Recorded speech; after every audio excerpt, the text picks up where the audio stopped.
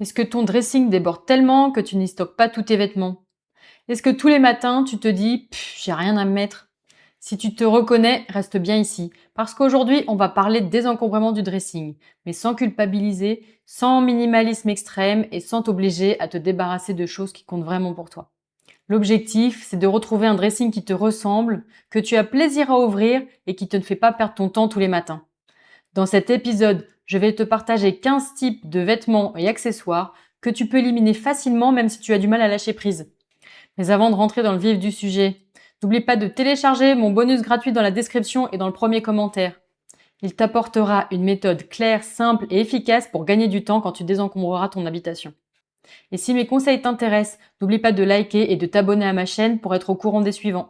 Et surtout, reste bien jusqu'à la fin de cette vidéo parce que tu verras que ton dressing et surtout ton cerveau respireront beaucoup mieux. La première chose que tu peux éliminer, c'est les vêtements que tu ne portes plus. Quelle que soit la raison, qu'ils soient usés, tachés, qu'ils soient moches, qu'ils grattent ou qu'ils soient trop compliqués à nettoyer ou à repasser, si tu ne l'as pas mis au cours des 12 derniers mois, c'est que tu peux t'en débarrasser sereinement. Même s'il te va encore, même s'il n'est pas passé de mode, même s'il a coûté cher ou même si la raison t'échappe, tu peux éliminer tous les vêtements que tu n'as pas l'intention de remettre mais que tu gardes quand même. Et mon astuce infaillible pour arrêter de me voiler la face, c'est que je me dis « Ok, c'est sûr, demain je le mets ». Et si après cette phrase, j'ai plein de bonnes excuses qui me viennent en tête pour éviter de le mettre demain, du style « il fera peut-être trop chaud, j'aurai peut-être trop froid », alors ça veut dire que l'envie de le porter ne viendra plus jamais et qu'il est temps de m'en débarrasser. Ensuite, tu peux éliminer les vêtements trop grands. J'ai remarqué que les vêtements qu'on achète avec nos parents, même 10, 15, 20 ans après, sont toujours trop grands. Par exemple, quand j'avais 15 ans, ma mère m'a fait acheter un manteau taille 42, c'est-à-dire 3 tailles au-dessus de la mienne. Pourquoi? Au cas où. Au cas où je grandisse, au cas où je prenne 10 kilos, au cas où je vais mettre un gros pull sous mon manteau. Et devinez quoi? 25 ans après et 3 enfants plus tard, ce manteau était toujours trop grand. Et de surcroît, la mode des sacs à patates n'était toujours pas arrivée. Alors mon conseil, c'est de garder uniquement les vêtements qui sont à ta taille, car les au cas où n'arriveront jamais. Pareil pour les vêtements devenus trop petits, parce qu'ils ont rétréci au lavage ou parce que tu as pris quelques kilos. Si à chaque fois que tu ouvres ton placard, la moitié de tes vêtements te disent « Alors, toujours pas maigri ?» t'auras une confiance en toi dans les chaussettes, et personne n'a besoin de ça. D'ailleurs, en parlant de chaussettes, tu peux également éliminer les chaussettes célibataires. Je n'épiloguerai pas sur le sujet, mais le fait est que chez de nombreuses personnes, des chaussettes disparaissent mystérieusement, sans explication et pour l'éternité. Alors tu peux te laisser une petite chance de retrouver sa moitié dans les jours ou les semaines qui viennent, mais si au bout de quelques mois tu ne l'as toujours pas retrouvée, c'est que tu peux estimer qu'elle ne reviendra plus jamais. Alors à moins que tu sois adepte des chaussettes dépareillées, je vois pas l'intérêt de garder des chaussettes célibataires puisqu'elles sont toujours vendues par deux. La 5e catégorie de vêtements que tu peux éliminer sont les sous-vêtements inconfortables. Mais pourquoi? Pourquoi garder cette culotte qui te serre et ce soutien-gorge qui te cisaille le dos? Pour avoir l'air plus jolie?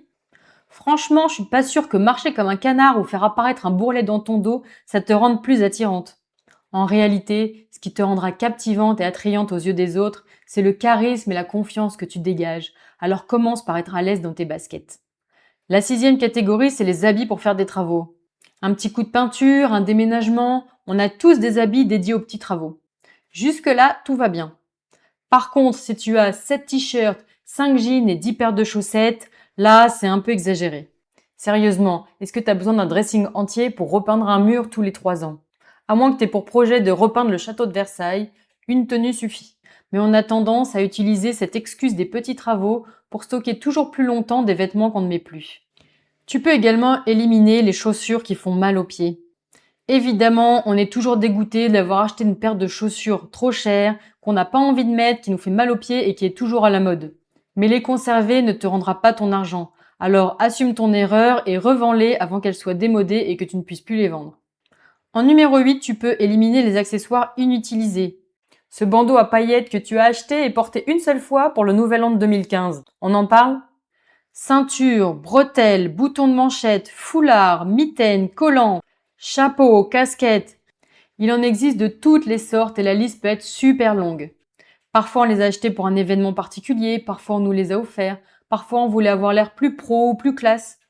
Mais même s'ils sont bien rangés, même s'ils ne prennent pas trop de place dans ton dressing, si tu ne les portes pas, tu peux t'en débarrasser sans regret ni culpabilité. Ensuite, tu peux éliminer les pièces que tu n'as jamais réparées. Si ça fait 2 ans que tu dois recoudre un bouton, c'est que ce vêtement est officiellement passé de la case à réparer à la case vêtement oublié. Ces vieux objets cassés, abîmés ou troués qui traînent dans un coin en attendant un hypothétique jour où tu prendras le temps de les réparer. Tu les aimes et tu veux prolonger leur durée de vie et ça c'est tout en ton honneur. Mais franchement, sois honnête avec toi-même. Si ce jour n'est pas encore arrivé, c'est probablement qu'il n'arrivera jamais. En plus, ces objets ne sont visiblement pas essentiels à ton quotidien puisque tu les as délaissés toutes ces années. Alors soit tu les répares maintenant, soit tu t'en débarrasses définitivement. Les 10e choses à éliminer, ce sont les vêtements publicitaires. Personnellement, je devais en avoir une bonne vingtaine rien qu'en t-shirt. Des t-shirts publicitaires d'une célèbre marque d'eau minérale. Des t-shirts offerts à la journée porte ouverte de mon entreprise. Des t-shirts offerts par mon club de sport. Et même des t-shirts achetés en souvenir d'un événement marquant. Le problème, c'est que je ne mets quasiment jamais de t-shirts. En général, ils sont trop grands, mal taillés. Parce qu'on va pas se mentir, les articles publicitaires, c'est rarement de bonne qualité. En revanche, ils ont une valeur émotionnelle pour moi, parce qu'ils me rappellent un souvenir. Alors, à la Marie Kondo, ils me mettent en joie. Donc finalement, j'ai tranché. J'ai décidé de les sortir de mon dressing où ils prennent la poussière pour en faire une jolie couverture souvenir que j'aurai plaisir à utiliser au quotidien. La 11e chose à trier, ce sont les sacs. Des grands, des petits, pour le sport, pour le travail, pour l'ordinateur, pour les voyages, à bandoulière ou à bretelles, on en a tous une quantité astronomique. Je pense qu'on a autant de sacs que d'occasions de les utiliser. Et souvent même, on en rachète en se disant que l'ancien est un peu usé pour être utilisé, mais pas suffisamment usé pour s'en débarrasser. Alors on les accumule. Donc mon conseil, c'est rassemble tous tes sacs. Tu peux les compter aussi pour te rendre compte de la quantité que tu possèdes vraiment et élimine ceux que tu n'utilises jamais. Et si tu veux aller plus loin, j'ai créé une matrice Excel pour t'aider à désencombrer le dressing de toute la famille. Je te mets le lien de mon kit de désencombrement dans la description de cette vidéo. Elle te permettra de suivre toutes les quantités même si tu ne sais pas où c'est rangé. La 12e chose que tu peux éliminer, ce sont tes vieilles lunettes. Les lunettes de vue qui ne sont plus à ta vue. Les lunettes de soleil que tu n'utilises plus parce qu'elles ont été rayées par le sable. Bref, il y a un moment donné où on les met de côté. Et je ne sais pas pourquoi on a tendance à les garder. Alors fais un petit coup de tri dans tes vieilles lunettes. Tu peux par exemple les donner à ton opticien, la plupart les récupèrent. Et il y a aussi des associations qui récupèrent tes vieilles montures pour les donner à des personnes dans le besoin. Par exemple, Lunettes sans frontières ou la Croix-Rouge. Sache également que c'est pas parce que ta vue a changé que tu dois changer tes montures. T'es pas obligé de changer l'intégralité de tes lunettes à chaque nouvelle prescription, alors que tu sais pertinemment que tu vas choisir un modèle quasiment identique à celui que tu avais déjà. La 13e chose à éliminer de ton dressing, ce sont les boîtes vides. Certes, ce ne sont pas des vêtements, mais je ne sais pas pourquoi on a tendance à les accumuler. Parce qu'elles sont jolies, parce que ça peut servir pour un cadeau. Quoi qu'il en soit, il est inutile de garder autant de boîtes vides au fond de ton dressing. Alors éventuellement, tu sélectionnes tes préférés et tu te débarrasses des autres. Ensuite, tu peux éliminer les bijoux de pacotille. Les bijoux pas chers, oxydés, à qui il manque une perle, ou les boucles d'oreilles solitaires. Tu les portes vraiment ? Quelque chose me dit que tu as eu plus de plaisir à les acheter qu'à les porter. Alors va faire un petit tri au niveau de tes bijoux de pacotille. Et enfin, tu peux éliminer les vêtements de sport. Au fil des années, tu as peut-être testé plusieurs activités, et pour chacune d'entre elles, tu as été obligé de t'équiper. Mais maintenant que tu ne les utilises plus, tu peux peut-être faire un petit tri dans les équipements de sport. C'est vrai que nos objets, et particulièrement nos vêtements, nous ramènent à la personne que l'on a été ou nous projettent sur la personne que l'on aimerait être. D'ailleurs, j'en parle plus longuement dans ma vidéo sur les blocages qui freinent ton désencombrement. Si tu l'as raté, je te mets le lien ici et dans la description. En tout cas, garder une tenue d'escrimeur ne fera pas de toi un athlète de haut niveau. Il te reste 2 possibilités. Soit tu retournes à l'entraînement avec ou sans matériel, soit il est temps d'abandonner ce moi fantasmé et de t'accepter tel que tu es. Et si tu te décides à te débarrasser de tes équipements sportifs, tu peux te tourner vers les recycleries sportives qui collectent et revendent ce genre d'objets. Il y en a peut-être une près de chez toi. Finalement, en éliminant ces 15 catégories d'objets de ton dressing, tu fais bien plus que désencombrer ton armoire. Tu simplifies ton quotidien, tu valorises les vêtements que tu aimes vraiment et tu retrouves une garde-robe qui te ressemble.